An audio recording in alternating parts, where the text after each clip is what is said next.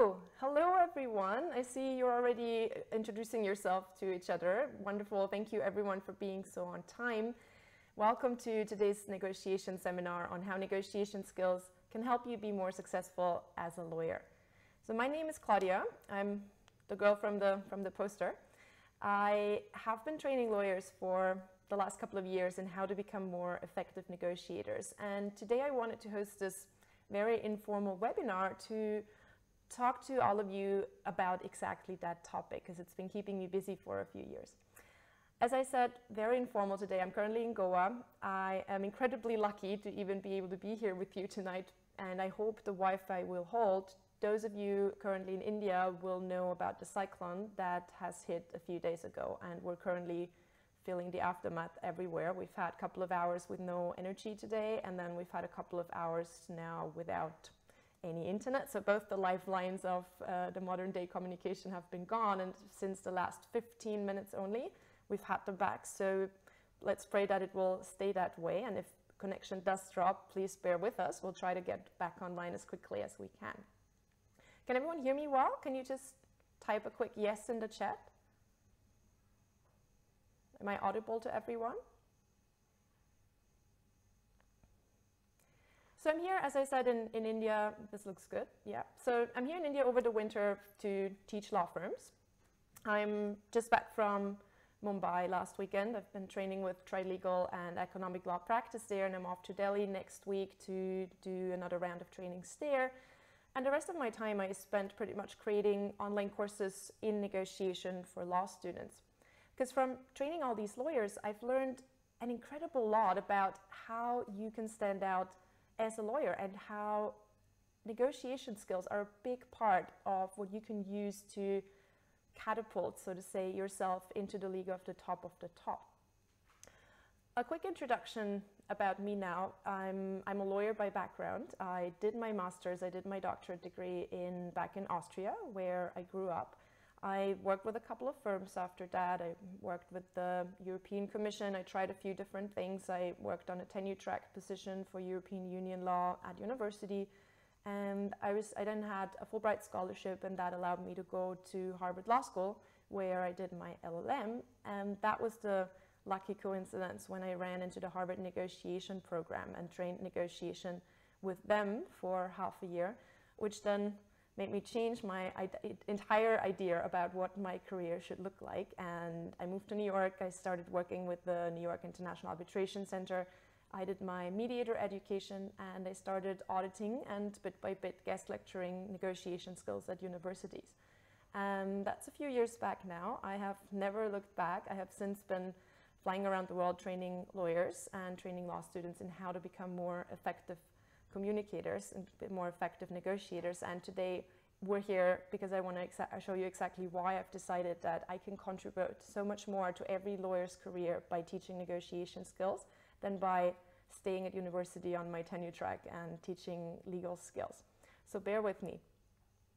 There's two major themes that I have for you today. There's two key things that I want to talk about. And first of all, it's how I found out that, or let me rephrase, how I found that what makes lawyers stand out is not what we thought it would be. And in connection with that, how I found that negotiation skills are relevant as a lawyer. Because that's one of the questions also that most of you who signed up for this webinar today had in their question section when they signed up. How do I use negotiation skills to stand out as a lawyer? And then in the second part, I wanted to show you one of the key major skills that you can learn right away and that you can use right away. One of the key negotiation skills that as a lawyer or everywhere in your daily life also can make a tremendous difference. So those are the two bits. And then towards the end, stay with us till the end, because then I will share with you how you can learn even more about this online, and I will share with you our new special free course for negotiation and our full semester certificate course and opportunities you have with that.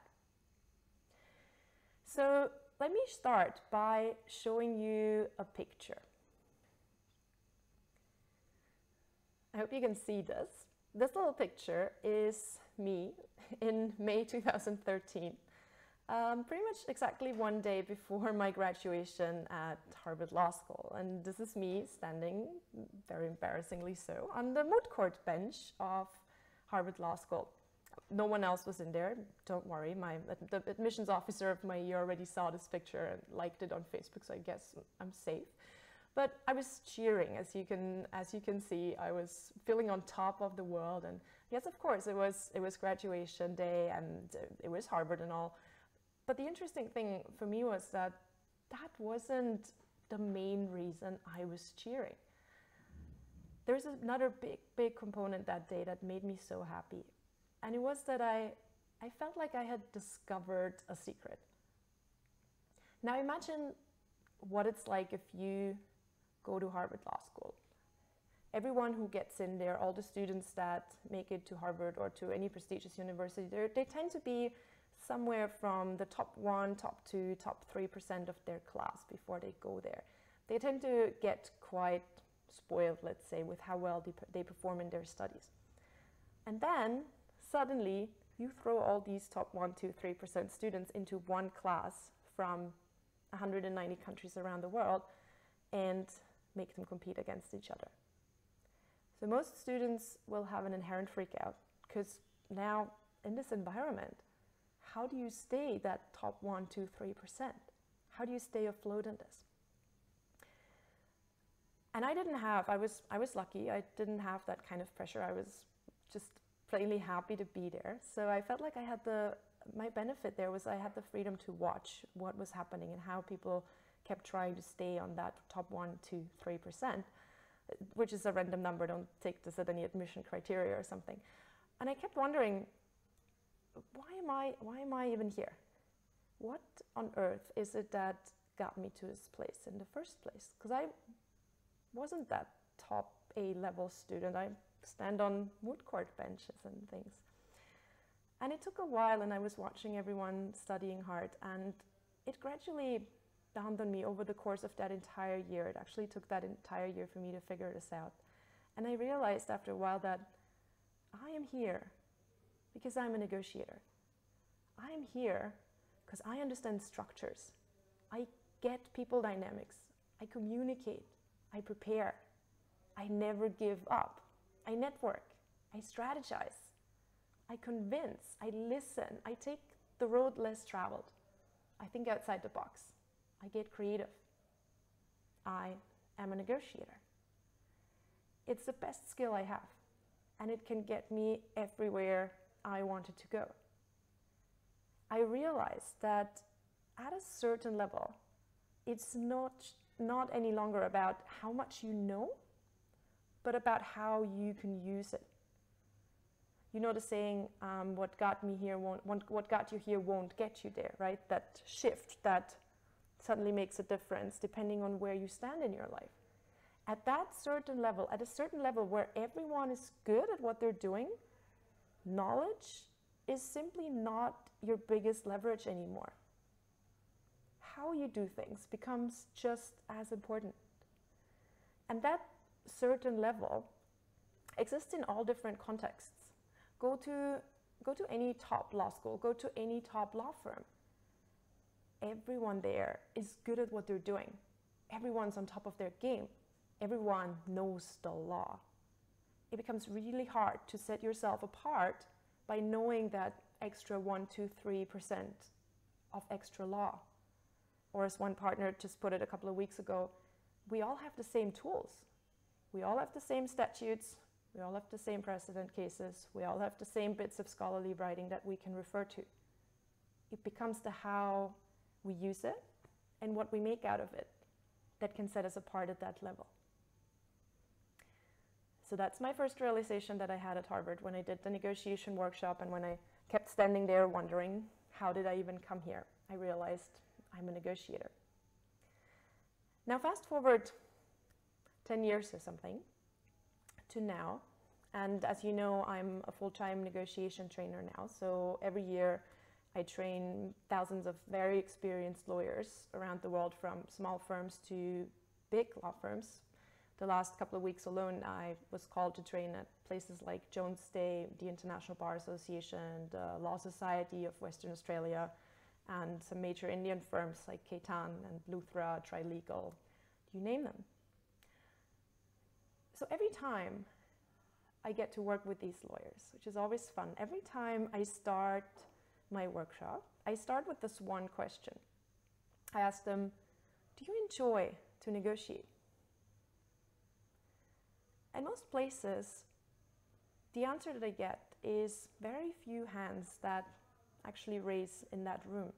Usually somewhere between 10, maybe 20% of people who will raise their hand when I ask, do you enjoy to negotiate? And it doesn't matter where I go. It doesn't matter if I'm in Europe, if I'm in Australia, if I'm in Asia, even in India, where negotiation is part of your DNA. Even here, 10 to 20% in most places. And then there are other firms. Then there are suddenly places where it turns around, where between 70 to 80% of lawyers will have their hand up when I say, do you enjoy to negotiate? Hands are shooting up. And the first couple of times I saw that, I was like, wow, where have I landed up? This is brilliant. And then I realized it wasn't a coincidence. And that firms where that happened, I would go to the next office of the same firm in a different city, the same thing would happen again. I'm like, wow, that can't be a coincidence. This is happening again. And it's so rare, because most places, I guarantee you, 99% of places, hands are down. And I don't want to say any names now of firms where that happened, because I'm worried the ones that I'm not naming now are going to call me up. But what I found out, and here's the reason I'm not naming it, because what I found out is that the firms that are ranked top 1, 2, 3, 4 in their countries, the top of the top firms, those were the ones where most lawyers had their hand up when I asked, do you enjoy to negotiate? 70 to 80% of people, as opposed to 10 to 20. So what I've realized over the years now with this experience is the inherent connection that negotiation skills, how much we enjoy negotiating and how good we get at negotiating, are connected with how well we can perform as lawyers and how much added value we can put on the table as lawyers. And I want to show you a quick video now that I just took 2 weeks ago from a partner at a major law firm in Mumbai to share a quick story with you on the same topic. Hi everyone, my name is Akash Chaube. I am a partner in the corporate practice group of Ketan & Company, which is an Indian law firm. I have an interesting anecdote to share, not a sort of a negotiation strategy, but I happen to be speaking to one of the managing directors of a bulge bracket private equity firm, American private equity firm. And I asked him, what do you really like in lawyers and how do you choose and select your counsel? And he said that one of the things that typically look for is whether they negotiate or not and how well they negotiate. And I like lawyers who like to negotiate because that gives me a sense whether they're thinking on the feet or they're intelligent enough to pick issues, and that's very critical. And going ahead in the conversation, he said two very interesting things. One, he said that he doesn't like lawyers or even counterparties who don't come to the negotiating table and don't negotiate, because that makes him very nervous that is there something behind. So for him it's critical that the lawyers and the counterparties take negotiations extremely seriously and work out a strategy. The other more interesting point he mentioned was that he doesn't like his lawyer or the lawyer on the other side to not leave something on the table for everyone. If it's a win-win for his lawyer, it's quite likely that he's going to not give the next mandate to that lawyer, because he would like everyone to have something on the table and have a sort of a winning deal rather than having it at all. So I thought it's a very interesting sort of anecdote to share with all of you. Thank you. I want my lawyer to be a skilled negotiator. I want my lawyer to be someone who likes to negotiate, because that tells me if they're quick on their feet, if they're smart, if they're outcome oriented. You heard it from him, and I hear it from lawyers, especially experienced lawyers, especially partners in firms all the time. Clients nowadays are looking for collaborative problem solvers. They're looking for lawyers who can make deals, for lawyers who can think on their feet, for lawyers who enjoy to negotiate, who are business oriented, who are outcome oriented, who are problem solvers, basically.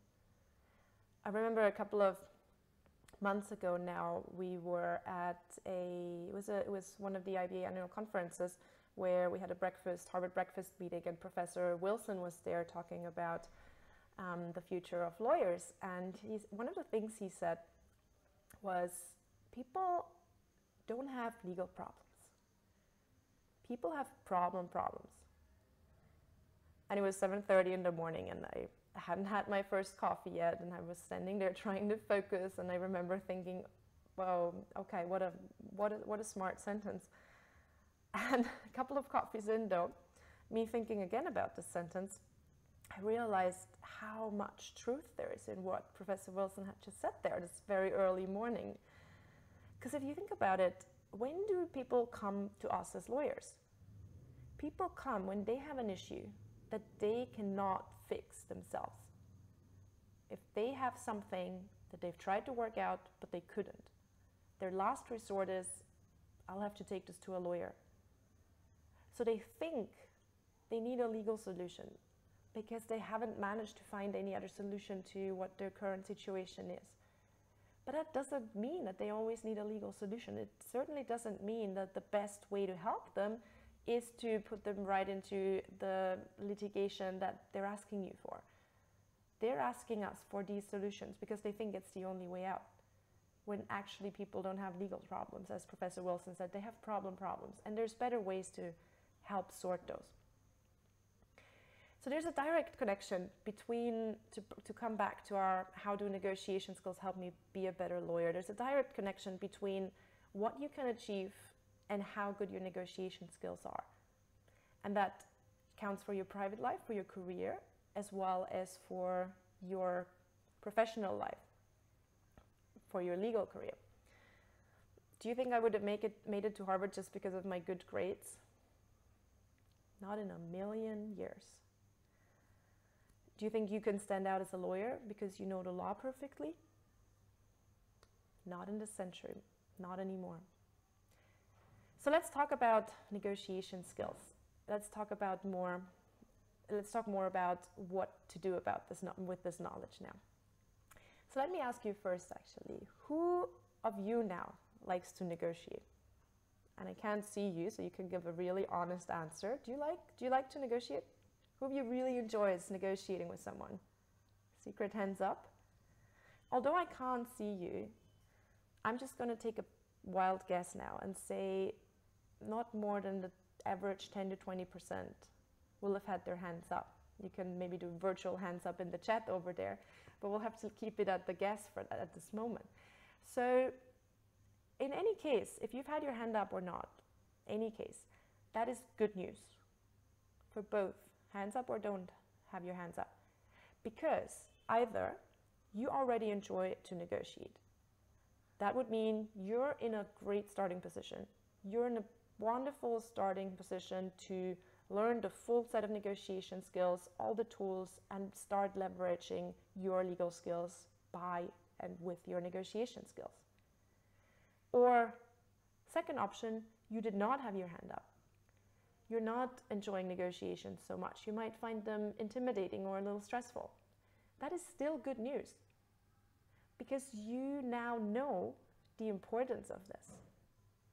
And negotiation confidence is like a muscle. You can train it over time. Studies have even shown that trained negotiators become better than negotiators with experience because they've been given a framework. In negotiation, experience doesn't equal expertise. Otherwise, 60 plus years founding partners wouldn't be sitting in my workshops. Training can outdo experience in this area.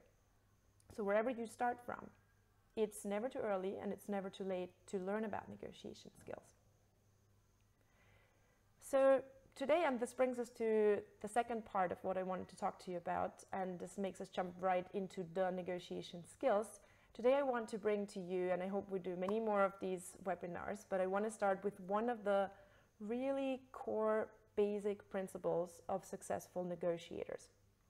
And I want to do that by sharing, first of all, an example with you. This is a story of one of my professors from Harvard Law School, Bob Mnookin. And it's a story about a shop owner. This is Marissa. Let's call her, at least I've called her Marissa. And Marissa runs a small coffee shop on a shopping mall strip up in Boston in the United States. Marissa has a contract with her landlord that has all the terms and conditions of her lease. And one day the landlord comes into her coffee shop and, well, starts chatting to Marissa and says, how's everything going? And it's all nice and it's all sweet.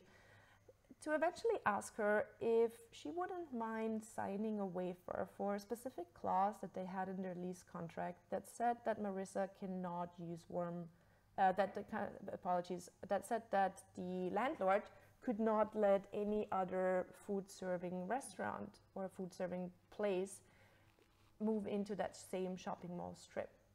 So the landlord is asking her to sign a waiver because he wants some other restaurant to move in next door. Marissa says, absolutely not. I'm barely covering cost as it is. If there's another restaurant moving in, I can shut shop. And they start fighting, and the landlord storms out the cafe and he isn't heard of for the next couple of weeks. Until Marissa gets a letter in the mail that comes from court where the landlord has sued to ask Marissa to sign the waiver so that he could have that restaurant move in next door.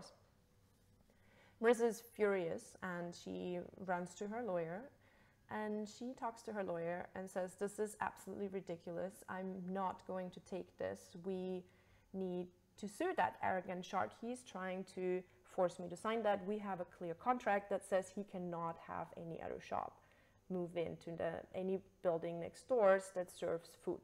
And there's a reason we have that clause, because if there was another restaurant close by, I wouldn't be able to survive my shop. I hardly cover cost as it is. I pay $2,500 in rent. I'm not allowed to install warm appliances as per our lease contract. I don't have much lease left. There's only 17 months of lease time left on that contract. So it's also not profitable to sell the lease off. So she says there's no way I can allow this guy to invite another restaurant to come into that shopping mall strip. So the lawyer looks at the lease contract. This is a female attorney from Boston. She looks through the lease contract. She talks to Marissa about the opportunities and the risks that could come with either of the actions they could take now. Marissa is convinced that she wants to sue back because who is this arrogant shark that he can just simply try to go over what they've agreed on in the contract. But the lawyer asks her a bit more, and she keeps asking about Marissa's business, and Marissa shares all that information about the warm appliances that she can't install, about the high amount of rent that she's paying, about the short amount of time that her lease has left. And the lawyer takes all that into account and then says to her, look, we can always go and sue, but how about I call up the other side first and ask them if there's anything else we can work out together. And Marissa says, fine, you do what you feel you have to do. I don't think this is going anywhere, but please go ahead. So Marissa's lawyer calls up the lawyer on the other side and they start negotiating about the situation. And a couple of weeks later, they come back with the following deal. First of all, the landlord agrees that the lease can be reduced from $2,500 to $1,800 a month. They agree that he will allow her to install warm appliances in the coffee shop. They agree, which means that she can now also serve warm food for dinner. She can also have, instead of just having salads and sandwiches and cold food, she can now have proper full meals for dinners. They agree on a 2-time option to prolong the lease contract for 5 years each. And in turn, Marissa agrees that the restaurant will move in next doors and the landlord drops the lawsuit. All agreed and done. The most interesting thing is what happened after. So Marissa keeps her shop open, opens it longer now because now she has warm appliances. She can actually also prepare warm food. So she opens for dinner. She triples her revenue And she increases her profits even more because now she's also paying less rent. And after 15 months, I believe, she sold that shop. She sold that lease contract to someone else, and she uses the money to go to graduate school. She starts law school. True story. For better or worse, she does go and start law school with that money of selling off the lease. So that story shows us how the approach you take as a lawyer can just make an entire difference to the universe of a client and to what happens to a given case that they bring to you. Because just think about what will usually happen in a negotiation between lawyers when confronted with such a situation. And in my life workshops with students, I often have students come to the front and negotiate exactly that situation where one is the landlord's lawyer, one is Marissa's lawyer. And I ask them, show me what would usually happen if the two lawyers were trying to negotiate this. And more often than not, students will start going pretty hard on each other, fighting each other on, wait, but we have this in our contract. No, but I need to have this restaurant move in. I need to survive, but I need to survive too. So it goes back and forth on positional fighting over how valid that contract now is, how each of them needs to also mind their business interests. And that's what would usually happen in real life a lot as well, just as much as when we try this out among us and with students. And the beauty of it is that now then seeing what other solution could have been possible in this situation, it opens a world of realizing how powerful negotiation skills can be, and much beyond that small shopping mall strip situation, because it's just one example of how the way you negotiate, the way you approach conflict or settlement can make all the difference. Just think about what the contrast would have been if Marissa's lawyer had decided to go the traditional way, and she would have done what Marissa had asked her to do, and she would have sued the landlord back. What is the best case scenario that could have come out of that? If Marissa had won, what's the best case scenario? Think about it for a moment.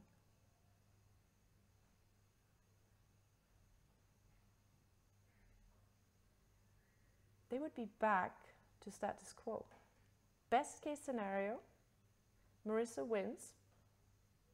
Landlord is not allowed to have their new restaurant move in next doors. So she's back to status quo, back to the old contract with the expensive rent, to the old contract that does not allow her to install warm appliances, back to the shorter lease period. Probably that lease period has already expired by then, because how long is it going to take to settle this in court?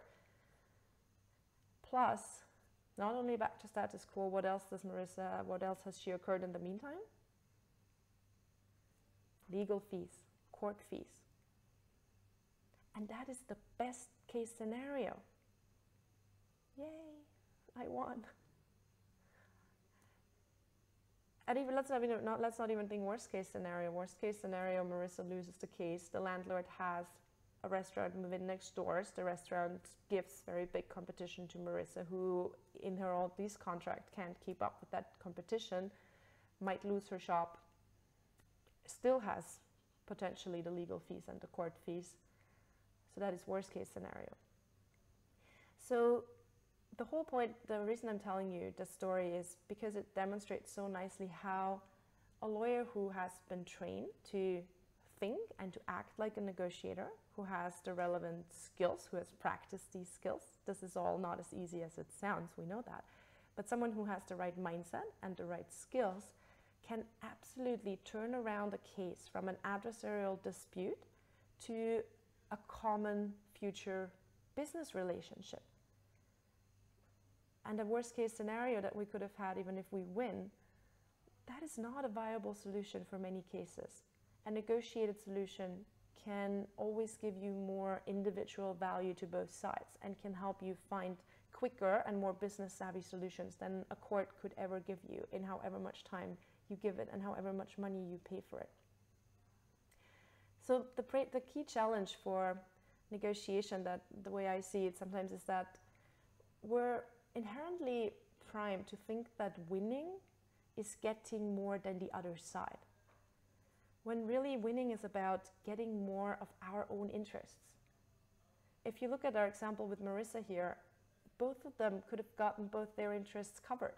The landlord had the possibility to let that other restaurant move in, and Marissa could install warm appliances and pay less rent and keep her shop open longer and prolong her contract. All these interests that were hidden underneath these initial positions that the two parties came in with, fighting over that contract clause. Both could get what they want if this is looked into by a negotiator who understands the underlying principle. So let's talk about this underlying principle that I talk about here. And you've heard me throw around these terms, positions and interests. I want to get into a bit more detail about what I mean by this.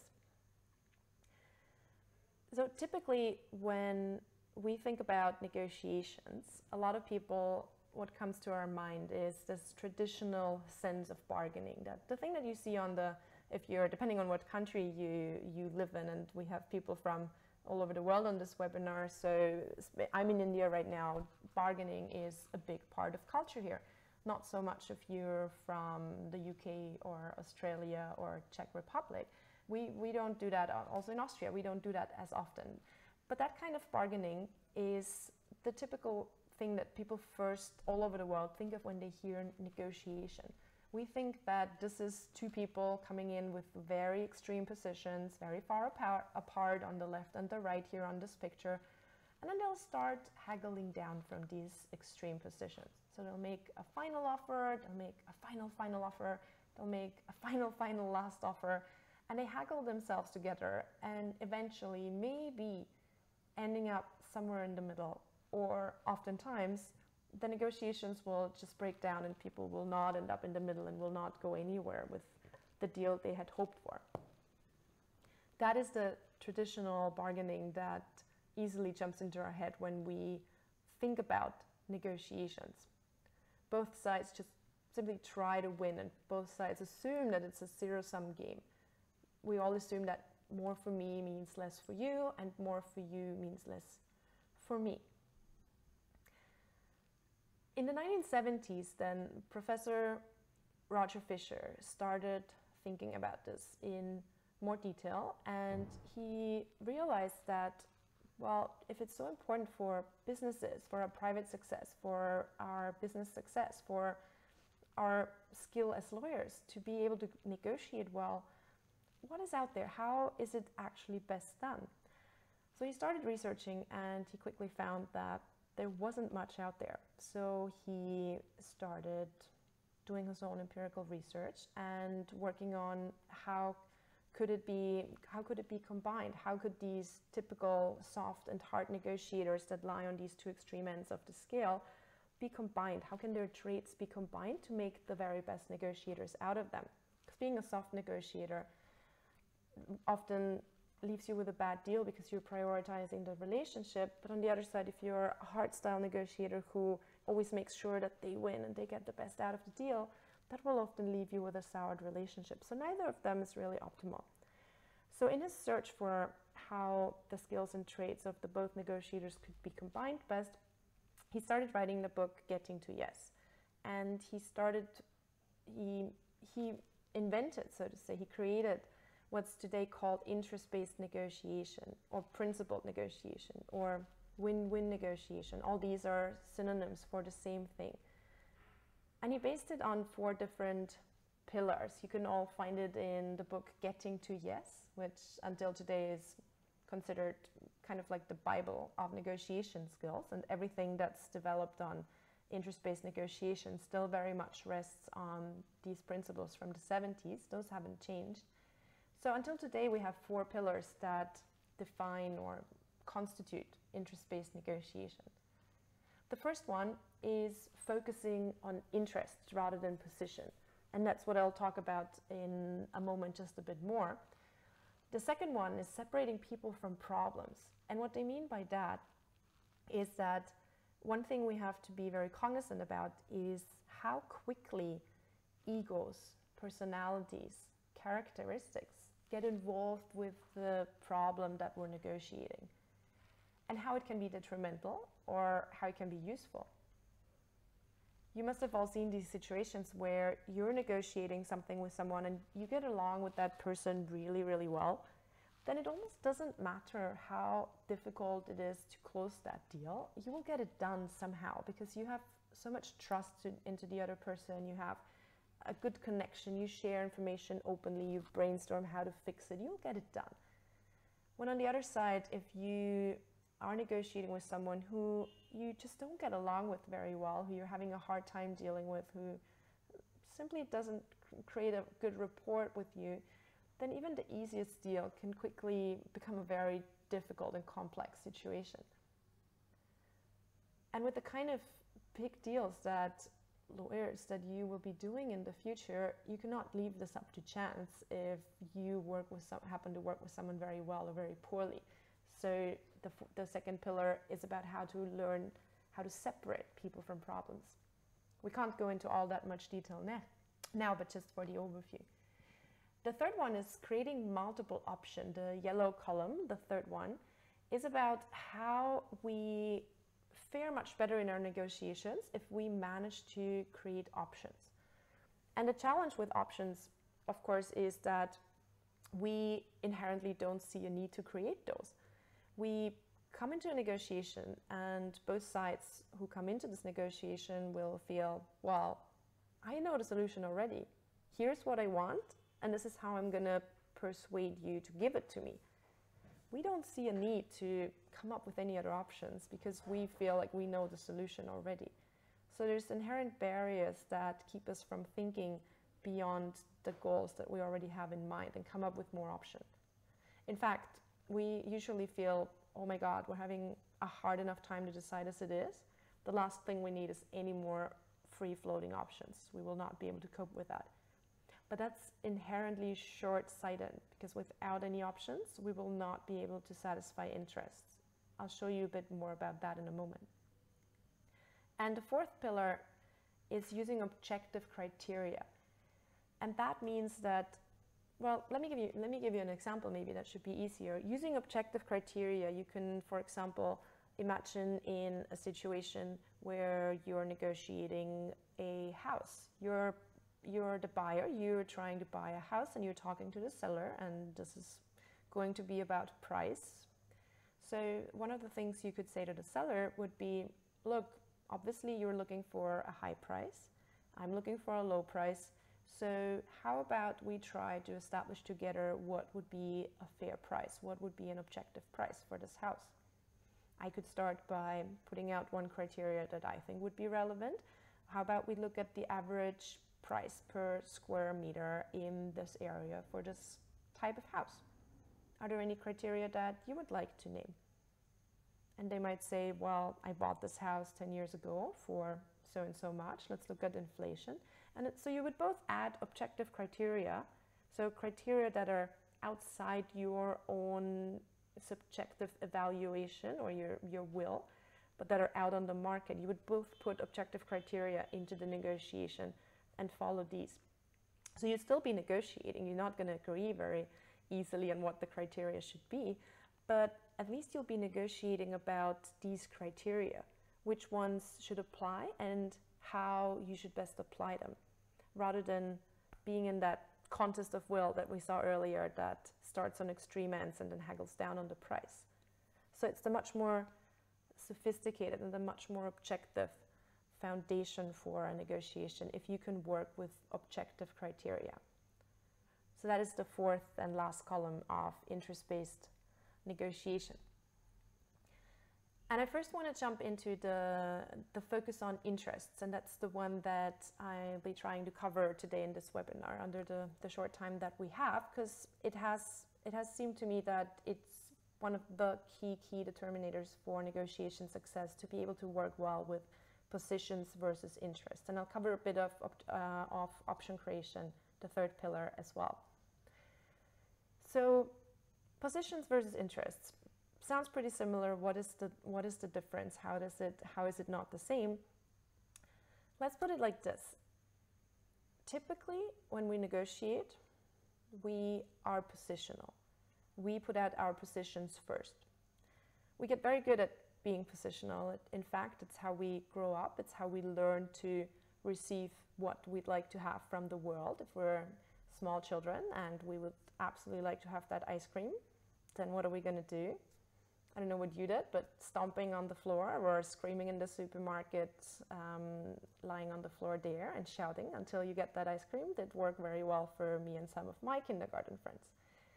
So positional bargaining, it's not a shame. It's fine if you did that as well. We learned that when we were children. The more siblings you have, the more you probably know that whoever shouts the loudest will be most likely to get what they want.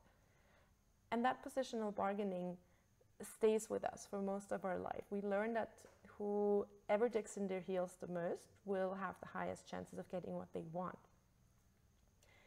The problem now is every negotiation, not a single exception, every negotiation is actually about interests. Now, what's an interest? Interest is everything that motivates you, everything that has driven you to come up with that position. All your fears, your needs, your goals, everything that drives you is an interest.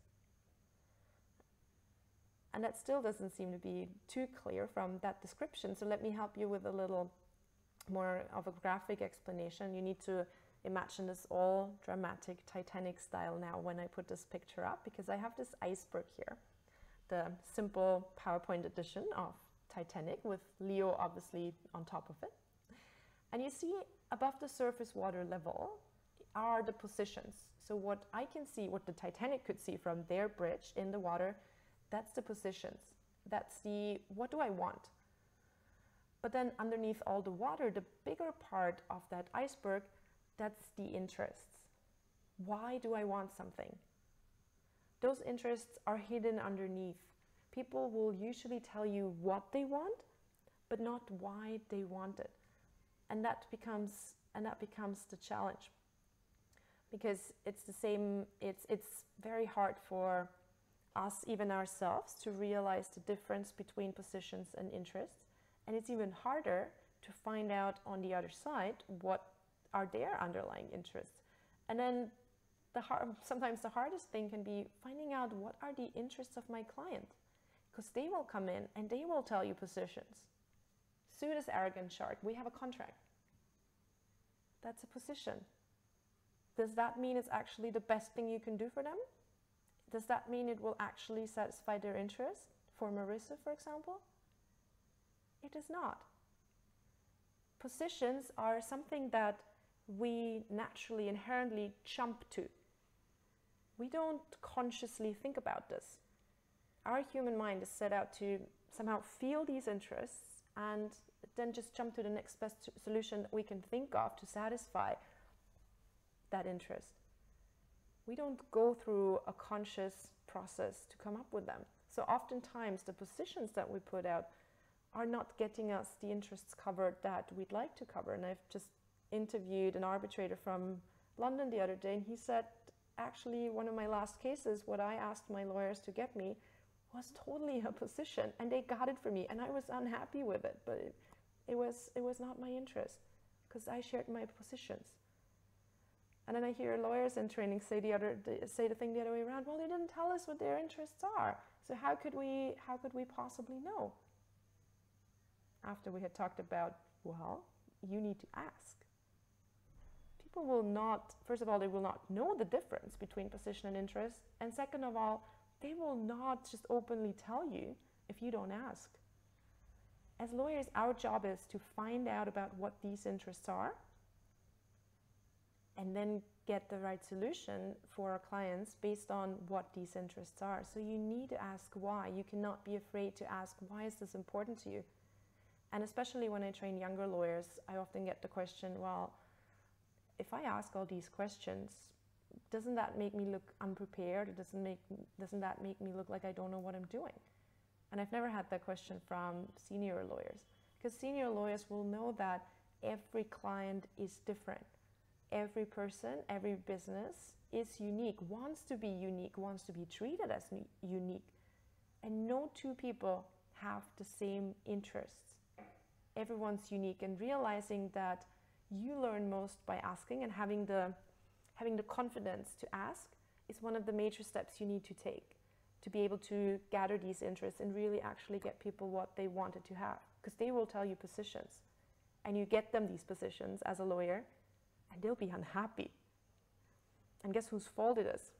While time is running and costs are running. That finger points back to us.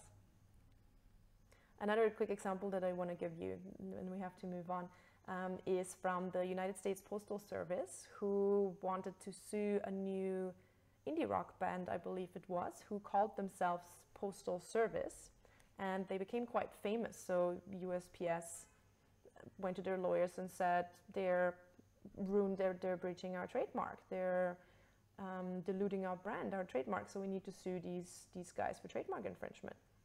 So, do you hear this? Position, USPS says to lawyers, sue this band for trademark infringement. And if USPS comes in and says to you, sue this band for trademark infringement, they say jump, you say how high, no? Not quite. And thank God these lawyers that USPS had there didn't, because these lawyers were looking at interests.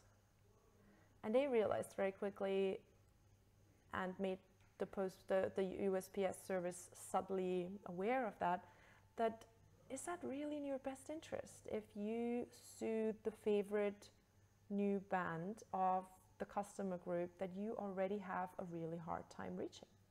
In fact, the hardest customer group for you to reach.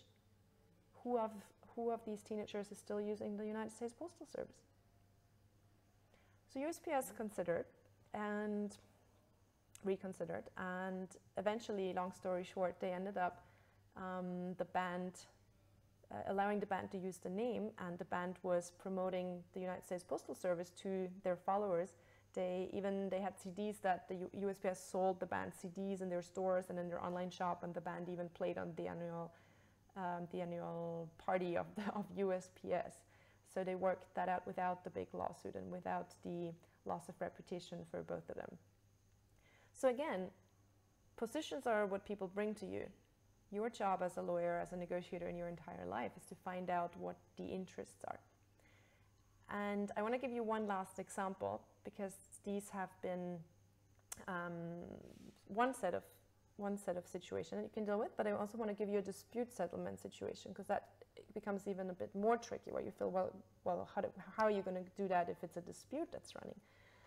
So this is an example where this actually happened in Austria many years back. There was a producer in Austria who had produced a certain product. Let's say it was marmalade. Let's say it was a jam, and he had the jam also trademark protected in all countries in Europe except for Spain. And lo and behold, a Spanish producer comes along and produces a very nice copy of that exact jam and starts selling it in supermarkets as well, at a much cheaper price, of course. And a bit after that, that copied jam also makes it into an Austrian supermarket, and the Austrian producer finds out and sues that Austrian supermarket. And they file a criminal lawsuit. They file for an injunction that Spanish marmalade gets removed, which is successful. The supermarket chain has to take out the Spanish jam, and they sue for damages because the supermarket chain had promoted that Spanish product quite a bit, and the Austrian producer had faced quite some losses because of it. So the damage claim is quite a major one, and the lawyers get together trying to figure this out, because the supermarket's really not in the mood for paying a lot of damages, and it's really also very unclear what's going to come out of this case if it does go to court. It's very unclear what kind of liabilities the supermarket chain would have, how far that can be traced back to the Spanish producer, and so on. So it's very unclear. So they decide to get together and negotiate, and for the longest time it doesn't look like this can ever be resolved, because supermarket chain and Austrian producer are very far apart on the numbers that they'd be on one side claiming and on the other side willing to pay for the damages. Until one smart negotiator lawyer on the supermarket side comes up with the following proposal. How about we, the supermarket chain, include your product, we'll include the original marmalade in our store, and we'll sell it here in Austria and all over Europe. We'll give you a major purchase guarantee for that marmalade. We will put up a good marketing budget and use that to promote your product. We will give you excellent prime shelf space to sell your marmalade. And we will take over your legal cost in your court fees that you've incurred so far, if in turn you will drop the lawsuit. And the marmalade people accept. So again, from a quite fierce situation where we were facing damages, where we were facing court, one smart lawyer thinks about what are the underlying interests of this case. And by doing so manages to turn a bitter dispute into a new business relationship, into a situation that helps both grow their businesses and helps them resolve this conflict much faster and move on with their everyday life and business and not waste more money on it. And all this was again possible because that lawyer was thinking, what are the underlying interests and how can we satisfy these interests? And let me just show you this again on a little graph where we again have our wonderful Titanic icebergs, this time two of them meeting, where you will have on one side on the left on the left iceberg the position of the Austrian producer whose position was, well, I want damages, I've suffered losses, so you better pay me damages. And on the other side, we have the position of the supermarket chain who says, we're not willing to pay any damages. We're not responsible for that. And then in the second step, we went down. There's this green arrow that goes down that looks on interests of both sides. And on the left side for the producer, you will see that their main interest, if you think about it, was to recover their losses. Their interest was to increase their sales, to grow their business, to make up for the money that they've lost and to make more money, simply put.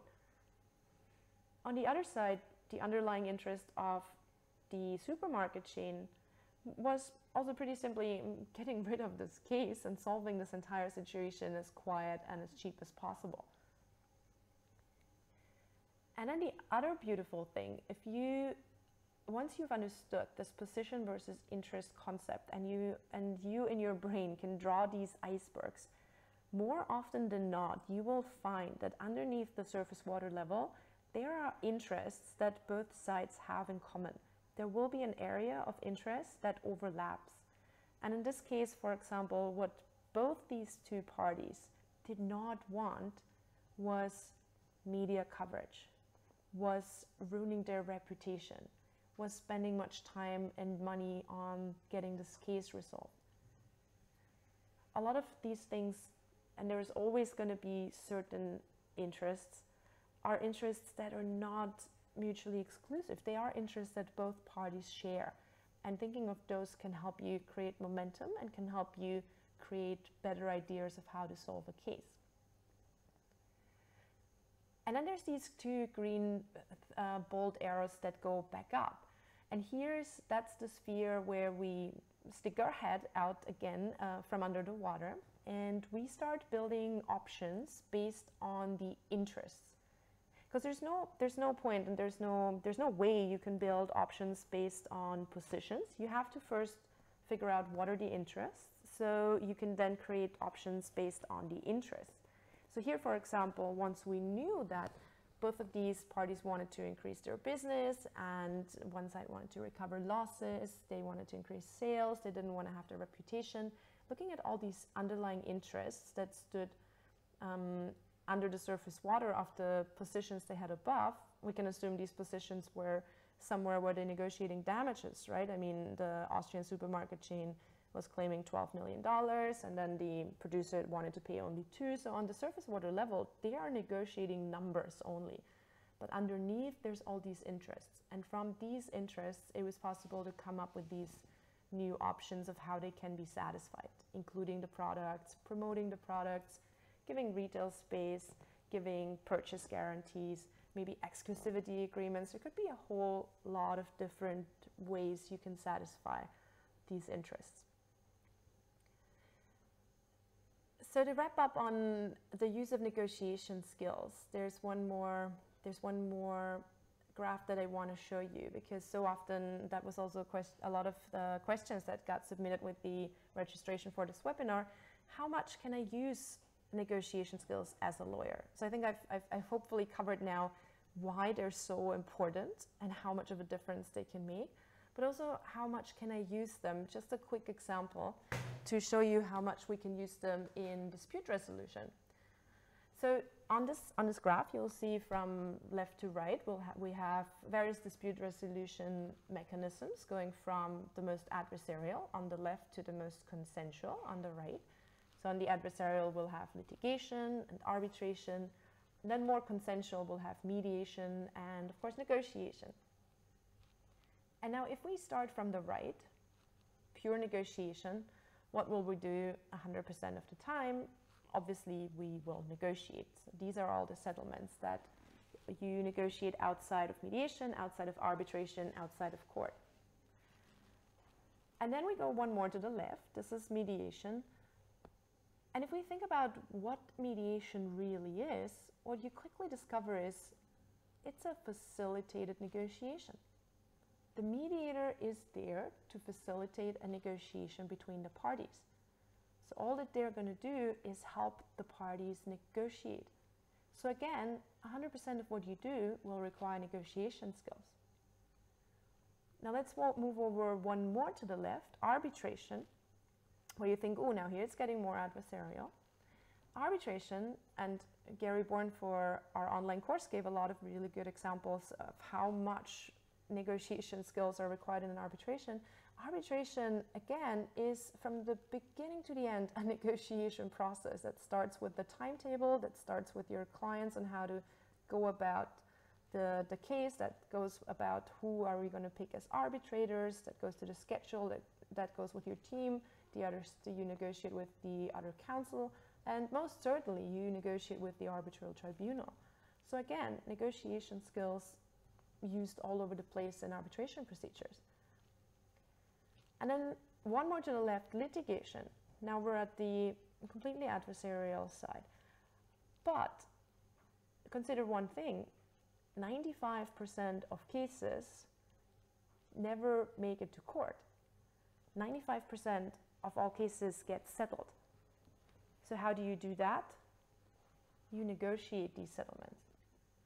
And even if you do go to court, if you are in litigation, that's when you meet your most strong and fun negotiation opponent. That's when you meet the judge. And again, you're in a negotiation.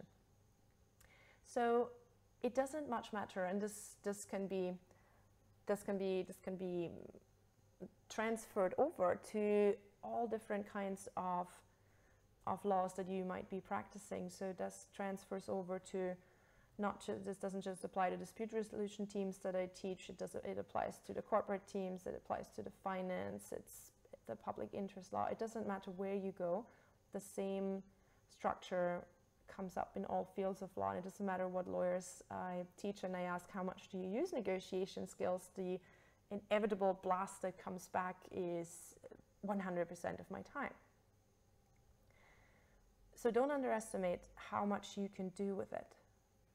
First, for your career, because it gets you where you want to go, and second, for how you perform as a lawyer, because it truly separates the top from everyone else.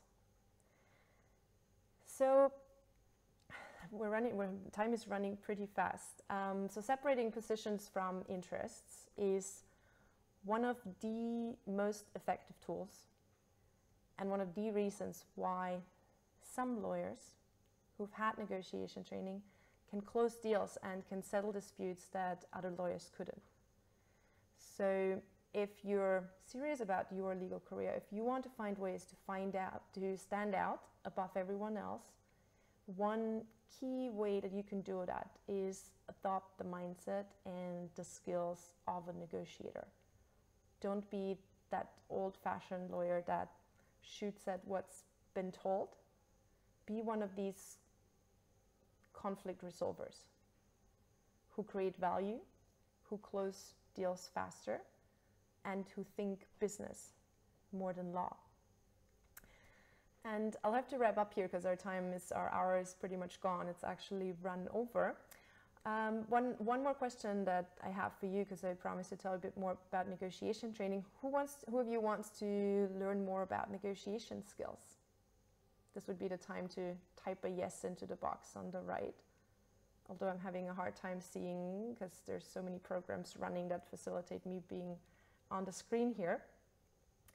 So this is because I want to answer one question that also came up a lot in the questions you submitted with your signups for this webinar. What can I do to improve my negotiation skills? How can I get better at it? How can I learn it?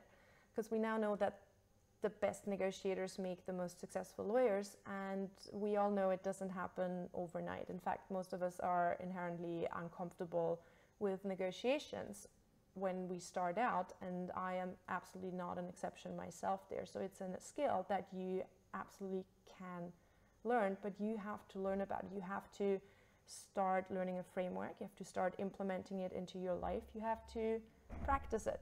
You have to start understanding the tools and the framework, and over a longer period of time. It's not a quick and easy thing to become good at negotiations. And a lot of students asked me last year when I was in India teaching for 4 months as well, how can I do that? How can I learn more about it? What do I best do? And I didn't have an answer.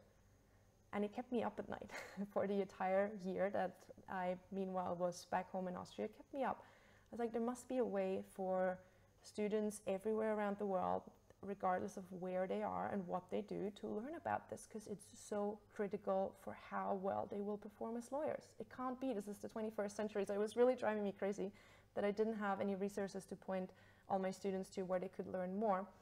And that's the reason I'm sitting here with you on my couch in Goa, in my office here today, because today I have an answer.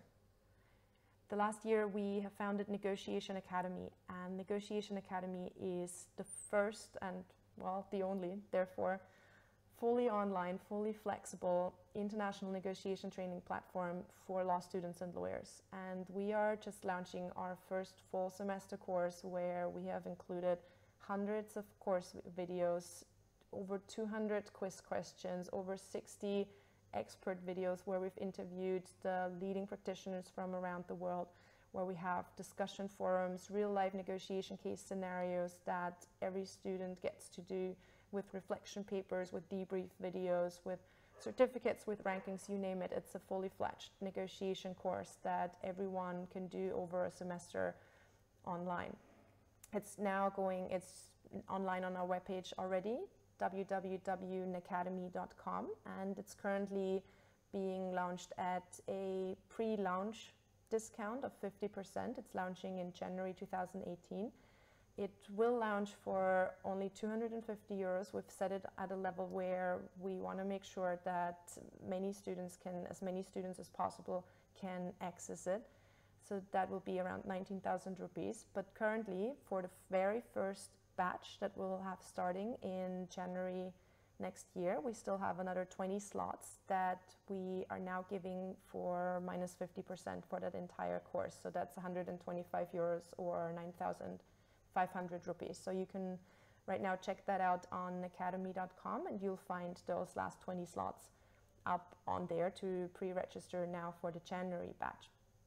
And also, and here's the very special treat that we've created for today's webinar, and that actually just went online 3 hours ago without us having internet, but our tech team thankfully having internet back in Europe. So this is really brand new. It's sort of the best from our Master Negotiator course. It's a first introduction. It's an insight into more of the negotiation skills that I've talked about. And it's a totally free introductory course. So it's 24 lessons taken out from the Master Negotiator full semester course that you can now go online, register yourself, and do that introductory course for absolutely free. So grab that opportunity, because after the launch that will eventually be a paid course, but right now you can all go and do that 24 lesson course for free, and it will have the top moments and tips of our teaching videos, and also some very interesting and insightful videos with our experts from around the world. So I hope you all grab that opportunity by the hair and pull it into your computer right now. So that's it from me. Do help us spread these new opportunities that we're creating, because now we do have the answers for everyone who's asking, where can I learn more? And it's taken us a year and a lot of hard work to get this done and bring this to you. So we hope that you'll make best use out of it, because there's a lot of power that you can harness out of negotiation skills. And you'll just have to believe me at this for right now, because you will see it once you practice, and it will make a big difference. Every senior lawyer will tell you how it matters nowadays to stand out on something else than on legal skills alone. So thanks for joining. Everything else is much more information is on www.necademy.com. Follow us on Facebook. We'll have more and more webinars. We'll share more and more videos from the interviews we take, from the lessons that we record. Email me anytime if you have any questions. I'm on claudia@necademy.com. We'll also post a link under the webinar just now. To your negotiation success, all the best to all of you. Thank you for joining, and I hope I will see you online soon. Take care.